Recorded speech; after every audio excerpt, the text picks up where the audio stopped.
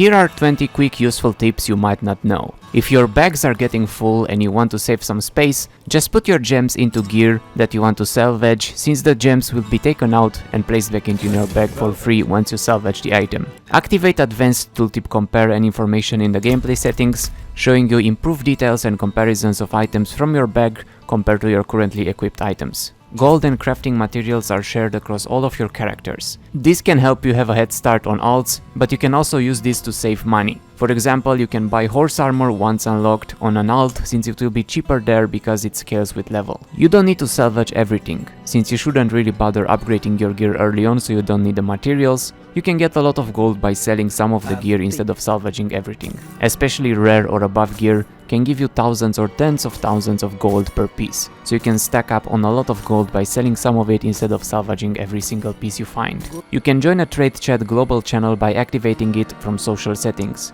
That lets you talk with everyone that also has it activated while in towns, although not many people seem to use it yet. Don't forget to upgrade your healing potions every 10 levels once you get the materials for it, and also you should craft elixirs and always have one on you. Doesn't really matter what it is, just make the one you have the most materials for, because apart from its basic stat, it will also give you 5% experience buff, so it's useful to always have a potion buff going on. You can move your HUD to the left if you want to have your middle of the screen empty, from gameplay HUD configuration settings. You can quickly leave any cellar or dungeon by using your remote wheel with the leave dungeon function, so you don't have to run back or teleport out.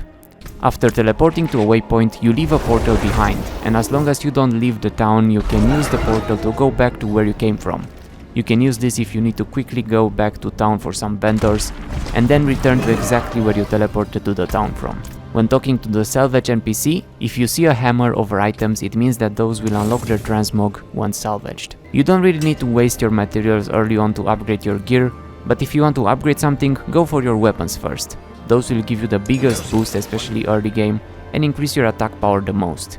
The first upgrade is cheap and the second one is not too expensive either. If you want to track a codex of power, find it in the menu and click on it to pin it. This will give you a map waypoint so you know where the dungeon it drops from is. Since transmog pieces are saved per slot, not just replaced on the current item you have equipped, and will remain active after swapping pieces, you can toggle the transmog on or off on every single piece from your character panel if you want to see how a new item you just got looks like. The bottom renown bonuses are per account, so the important things like skill points or potions will get unlocked on every character from this round. Same for statues of Lilith. The bonuses they give are per account, so you only need to get them once, and the sooner you get them, the more impact they will have, since they give flat stats increases and they will boost your new alts a lot once you get them all.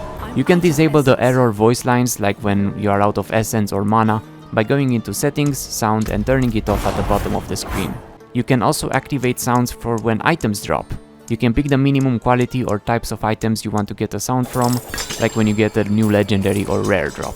Those statues with messages on them give you a bonus if you can solve their riddle. They will usually need you to do an emote, like this one saying bid farewell, asks you for the buy emote and gives you a movement speed buff. When nearby other players, even if not in a party, you get a 5% XP boost. That is doubled if you are in a party to 10%.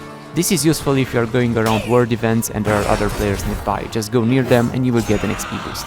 This icon above your minimap and in towns at wardrobes means that you got new special transmog items you haven't checked yet, like Twitch drop items. And that's it for this one. I hope you found some new tips you didn't already know about that can be useful.